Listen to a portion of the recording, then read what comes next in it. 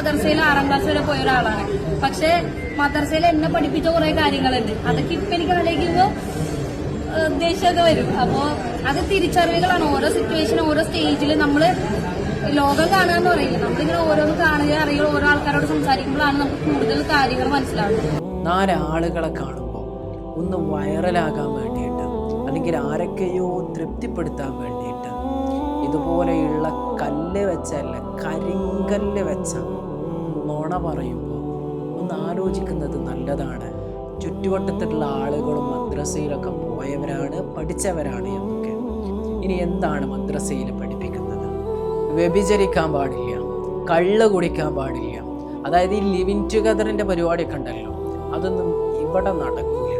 അതൊക്കെ പറ്റൂല എന്ന് പറയുമ്പോഴാണല്ലോ നിങ്ങൾക്ക് മദ്രസയിലുള്ള ചില കാര്യങ്ങൾ ദേഷ്യം ഉളവാകുന്നതായിട്ട് നിങ്ങൾക്ക് തോന്നുന്നത്. നടക്കൂല മോളെ, അതിനുള്ള അരി ഇവിടുത്തെ കലത്തിൽ വേവൂല. പിന്നെ അക്കിരിം ജാറക്ക വലൗഖാന കാഫിറ മദ്രസയിൽ പഠിപ്പിക്കുന്നുണ്ട്. അതായത് നിന്റെ അയൽവാസി മുസ്ലിം അല്ലെങ്കിൽ പോലും അവനെ നീ ബഹുമാനിക്കണമെന്ന്.